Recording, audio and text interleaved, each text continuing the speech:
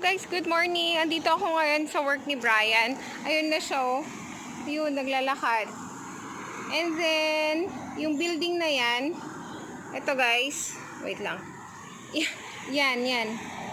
Ay, wait. Asan ba yung kamay ko? Ito. Yung building na yan, dyan yung pinapasukan niya na nursing home. So, hihintayin ko siya for about 3 hours. At mamamasyal ako, maglalakad lang ako dito sa may mga groceries and everything, kung ano yung mapapasyal ko dito. So, tingnan nyo to guys. Tingnan nyo yung mga gamit guys. Oh, may microwave dito. Yan yung mga tinatapon nila dito.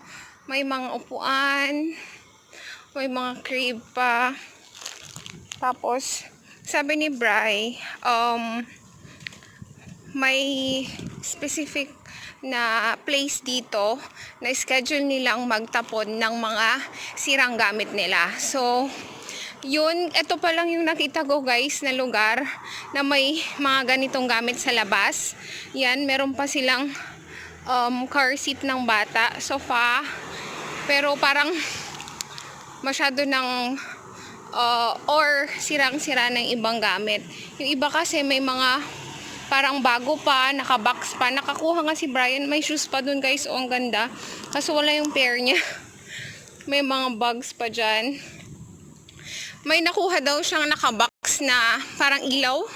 Ilaw ata ng bike. So, inuwi niya, binigay daw niya sa kasama niya kasi nagbabike. So, yun. Lakad-lakad lang ako, pabalik ako dun sa pinanggalingan namin kasi hinatid ko siya. Kasi, sabi ko kasi sa kanya na gusto kong makita yung work niya. Kaya, yun, hinatid ko siya. At pabalik ako doon sa may pinagkainan namin. Eto guys, oh, tignan nyo to. Wait, ano to? Ay, mini ref. Ayan o. Ewan ko kung okay pa to. Ay, kung may sasakyan lang, buhatin ko yan. Binuhat ko na yun guys para iuwi. Wait lang, may tumatawag sa phone ko. Guys, tingnan yung mga bahay. Diba sabi ko sa inyo, puro bricks. Yan. At saka, parang halos lahat dito is pinapaupahan nila per unit, ganun. So, wait lang, tingnan ko. Ito matawag si Bri. Ayan guys, so maleta, mga damit, nakakalat. Ito pa guys, may table dito. Mukha pa siyang okay eh, tingnan mo oh. Ito lang siguro yung sira niya. Yan, okay pa siya. Kung pwede lang inuwi ko na. Gahanap ako ng CR kasi naihina ako. Tingnan yung mga bahay guys, oh. 'Di ba? Puro bricks 'yan. Pati bakod nila bricks. At may upuan dito guys, oh. Ay, pwede pa siguro 'yan. May crack lang dun sa may upuan. Meron na namang microwave doon. Ang daming nakatambak dito sa labas nila na mga gamit. Pwede naman daw magpulot. Okay lang naman yon kasi syempre para maalis dito sa may labas nila. Ayan o, may Sony Bravia. Ayan. Mga upuan, halos mga sofa. Lumabas kami kanina ng mga 8:30 AM at ang lakas ng ulan. Medyo malamig na dito guys. Patapos na yung summer at parating na ang fall. Kaya medyo malamig-lamig na yung panahon. Tingnan nyo guys, oh, medyo makulimlim at parang uulan na naman. CR lang ako, maghanap ako ng CR. Medyo madilim. Ayan.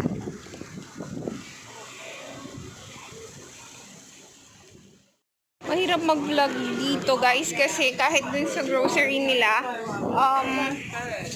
bawal mag-video. So parang ang hirap kasi nakakahiyang masita. Pero tinatry ko pa rin mag-vlog kung nakakapag anong tawag nito, na ipupuslit kong mag-video. So yun, kaya minsan walang upload, pero may mga in-edit ako, hindi ko pa na-upload. So siguro mamayang gabi try ko. Pero yun guys, ang hirap mag-video dito kasi may mga malls na bawal talagang mag-video. Bawal. Kaya yun. Kasi wala akong masyadong nakikita dito na nagba-vlog or what. Kasi ako lang parang sabi ko, siguro sa mga countryside marami, pero I think dito sa mismong city medyo wala kasi ang mga tao dito busy guys. Kaya yun, tinatry ko lang magpuslit ng video, parang hinawakan ko lang yung camera ko na mag video, makakuha lang ng clips para sa vlog. Kaya yun, yun lang, nakakalabas lang ako pag lumalabas si Brian kasi sinasama niya ako. Tapos pag nandun na siya sa work, ako na rin yung gumagala, ako na yung mismong namamasyal mag-isa ko. Medyo alam ko na rin ng konti yung pasikot-sikot dito kahit pa paano. So yun, may nahanap lang ako ng CR. May CR lang ako guys. Ganito yung itsura ng kanilang public CR sa loob. Yan yung bowl nila, and then may tissue dyan, yung kanilang trash bin, at saka meron siyang sink dito. And then let's go outside. Oo, tas ito dito sa labas niya, ito yung public CR nila guys. Yan, yan. At tayo uupo dito siguro habang naghihintay kay Brian. Ito daw yung favorite spot niya. Ayan guys. Ayan. So dito tayo. Kami kanina nag-lunch ni Brian. Ang sarap nung kanilang creamy dory. Ayan. Puro yan fish. Merong shrimp. Merong octopus. Ang dami guys. Mga seafoods. Try natin pumunta ng Coles, yung kanilang grocery dito. Puslit lang tayo ng video guys kasi papasimple ako nag-video kasi ang hirap talagang baka masita ako. Sinabihan na kasi ako ni Brian. May mga nuts sila dito ang dami. Pretzels, nuts, may mga chocolates, and then yun, tikiluhin niya.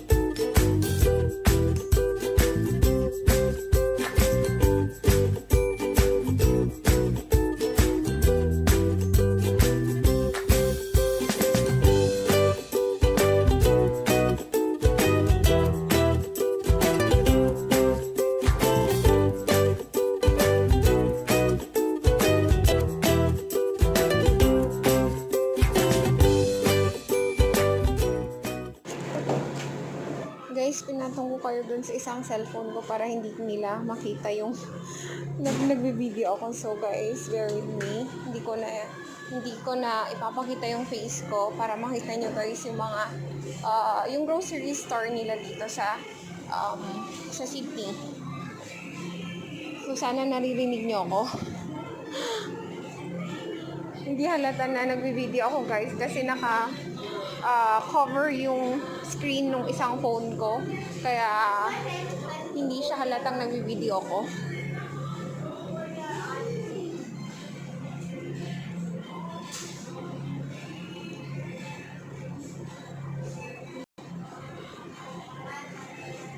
Tapos may nakaipit na payong dito sa kilikili ko para hindi halata talaga na nagbi-video ako, guys. Yan yung mga milk nila. And then, daming chocolates kasi mag-Easter na. Kaya nagsisale sila. Yan, guys, $7.50. Itong egg crate nila. Itong si Bunny, $7.50 naman. 2 for $8. Yan.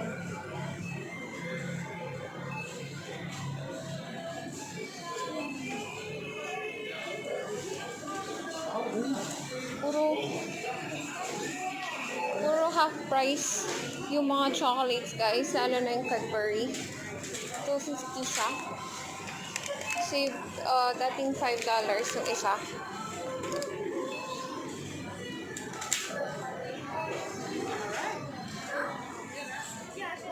Nagkaubusan. Is it the one? Sorry? Is that the one you want? Ito, guys, yung nuts na pinakita ko sa inyo kanina. Ang daming nuts. Ayan.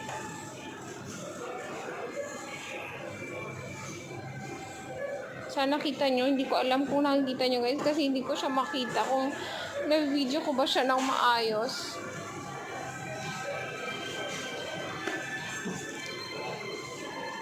Ayan. And then, ilalagay nyo dito para ma-measure kung ilan yung nakuha nyo. Ang sarap ng fruits nila dito, guys. May pinatikim sa akin si Ann. Yung itong nectarine. Yan. Ang sarap niya, guys. Para siyang peach. Pero mukha siyang apple. Pero ang sarap. Parang gustong kumuha. Kainin ko habang naghihintay kay Bri. Pero, wag na. Buhatin ko na naman. One lemon for $1. Mahal ng lemon nila, ha.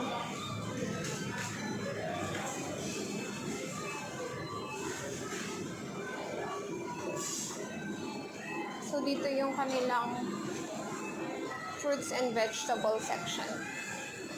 And then, lots of cheese. Ayan, guys, ang daming cheese. Sana nakikita nyo. Goat's cheese. Parang masarap. Mukhang masarap. Feta cheese. Masarap yun, guys. Yan. Ano to? Olives. Marinated Danish feta. So, mga cheese yan.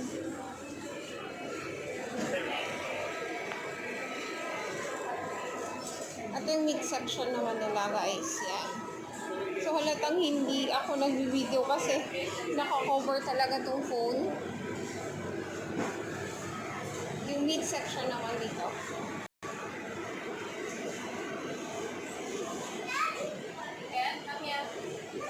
Yan. So, labas na tayo, guys.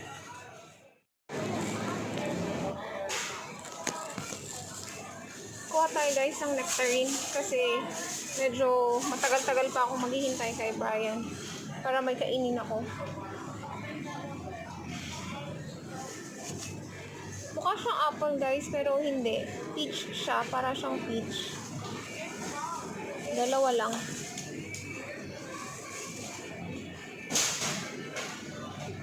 Yan. 3. Tingnan natin kung magkano to.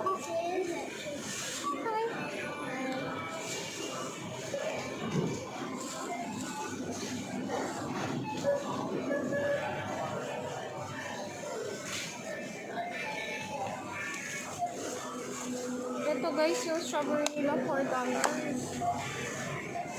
Ano pa tayo ng iba na pwedeng makain habang naghihintay kay Bri? Doon tayo sa may chips. $3.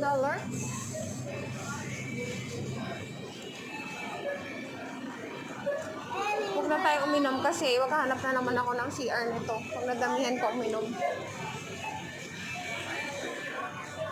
Pero gusto ko ng chocolate. Gusto ko ng chocolate. Wala yung gusto ko na Arnott's na hazelnut ba yun? Saan ba yung...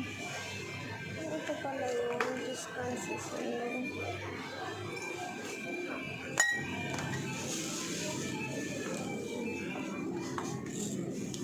Mackenzie's. Gusto kong bumili ng ganito guys na pepper, yung iniikot-ikot mo. Tapos paglabas niya is durog na. Na-enjoy ko yung ganyan ni ano eh. Pero $7 siya guys, ang mahal. Ito yung mga pang-bake naman. Dito na banda. Medyo madaming tao.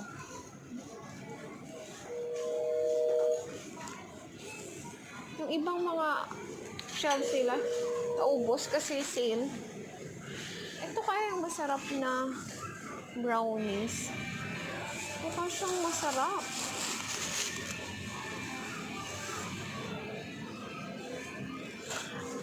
Ay, alam ko pagdating ko sa bahay, magwa-brownies ako at saka milk. Try ko yung brownies ni Anne. And then, sana yung chips? Yan yung chips. So guys, effective yung pag-vlog natin. Hindi nakikita, hindi halatang nag-video. Twisties cheese.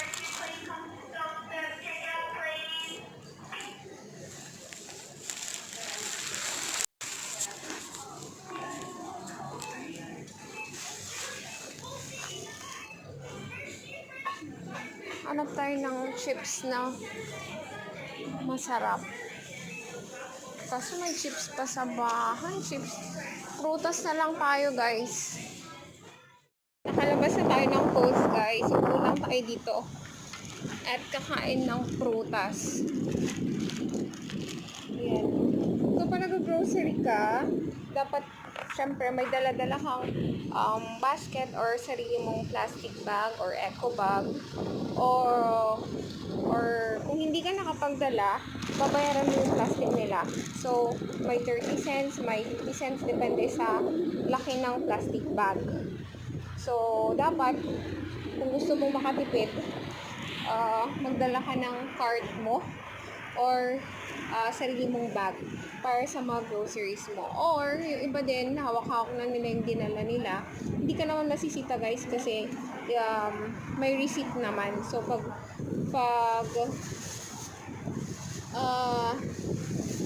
sinita ka nila, syempre, papakita mo na lang yung resibo. So, ito yung nectarine guys. Para siyang apple. Yan. Sa loob niya ganyan siya. Ang tamis na. Ang sarap. So, yung tatlo, $1.50 lang. So, around 40 pesos. Sarap.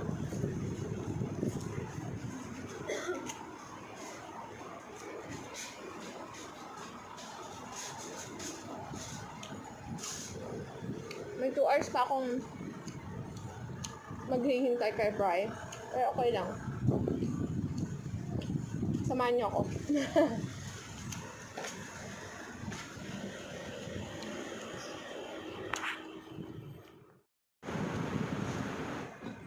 Natanong ako ng mga friends ko kung gusto ba Australia, sila ba ako babalik, maganda mang buhay dito. Sagot ko, mabalik ako.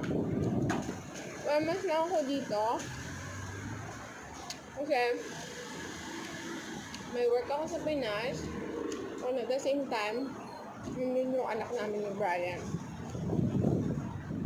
Maganda ba dito sa Australia? Yes, maganda siya.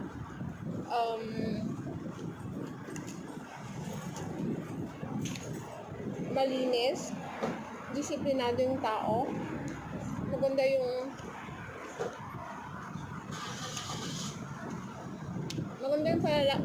pamamalakad ng government nila. And of course, yung mga tao guys, mababait.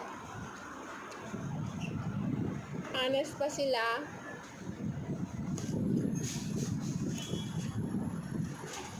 Pag may madaanan ka lang dyan or sa grocery, hi, how are you? Thank you.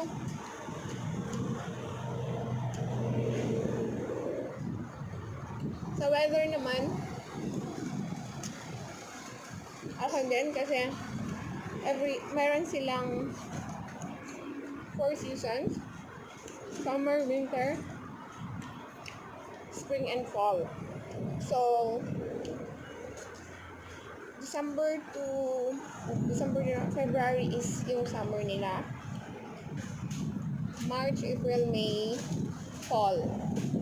So, start na yung fall nila dito guys. At lumalamig na yung panahon. Pag summer naman, super init talaga guys. Umaabot ng 42 degrees Celsius. Meron pa daw yung time na nag-45. Grabe init na nun guys, diba? Pero pag winter naman nila dito guys, extreme din. Sobrang lamig dito sa Sydney, hindi nag-snow. I think bandang countryside, yung banda nag-snow. Pero di pag dito sa city, wala. In terms naman sa mga bilihin nila, in fairness,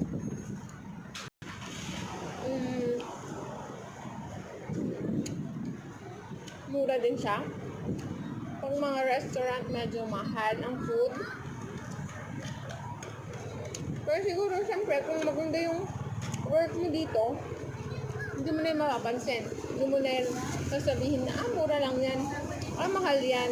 Hindi mo na yung sasabihin yan pag may work ka na dito. So, pag work naman dito guys, nakadalawa na ako. Isa pa. Sarap eh. Pag work naman guys, talagang work is life dito sa Australia. Siyempre, pag hindi ka nag-work, hindi ka mabubuhay, wala kang pera. Tao dito guys.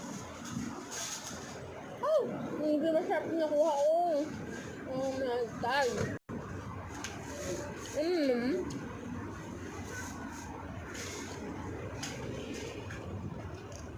isa,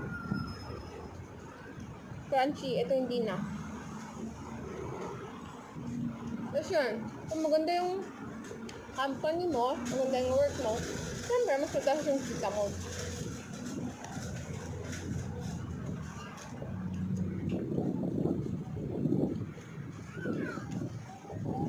Pero kung student ka lang dito at nagpa-part-time job ka lang, medyo mahirap. Kailangan mag-sacrifice, kailangan kumayod ng kumayod para magkapera, mabayaran yung mga bills, yung bahay, may pagkain, yung pang-train, yung mga yan. So, kailangan kumayod talaga guys. Pero kung working visa ka na or PR ka na dito, syempre may mga benefits na yan. Maganda dito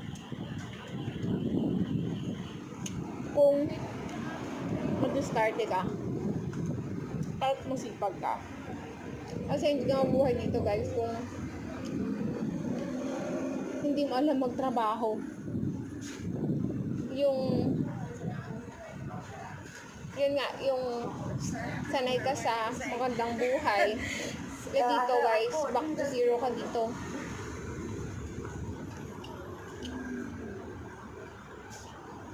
May trabahong maghuhugas, nagalinis ng CR, ano ba?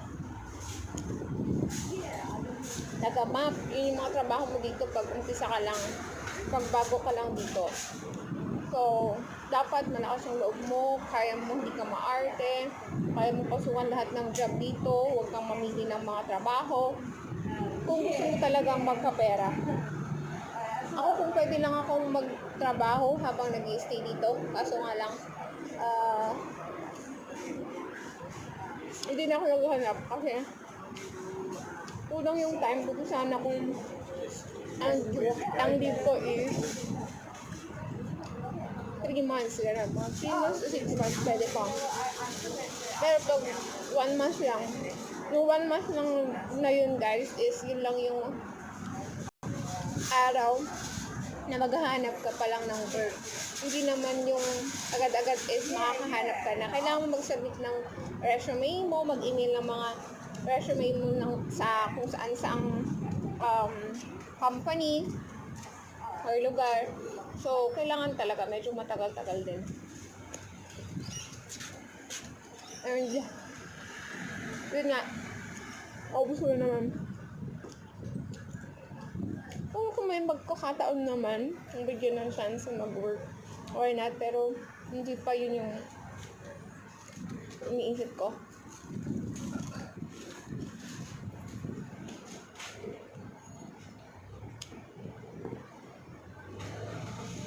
Okay pa naman ako sa Philippines at yun nga, kailangan din ako ng anak ko. At least merong isa sa amin ni Brian na tumitingin kay Zach. At pag-usapan na namin na ganito yung sitwasyon namin. So, okay lang. Basta may continuous communication. Okay na kami. At syempre, minsan dalawin siya dito. Pag may pagkakataon ulit na makabalik, syempre gusto ko. Kasi ang gaan ng pakiramdam ko dito. Higil lang sana makamunta rin sina mama and of course sina Zach, si Papa, para experience din nila yung life dito. So, yun, ang dami ko nang sinabi. Maglalakad-lakad na naman tayo dyan kasi nauubos ko na naman to. May isa pa, so kay Brian itong isa.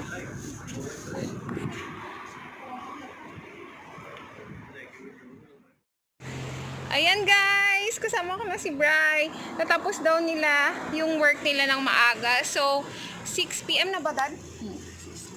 6:30. Maaga sila. Ay, 6:13.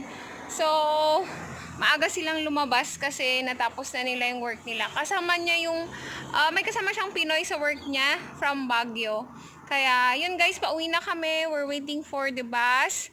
At yun lang yung ating vlog guys. Thank you for watching and see you in my next one guys. Bye!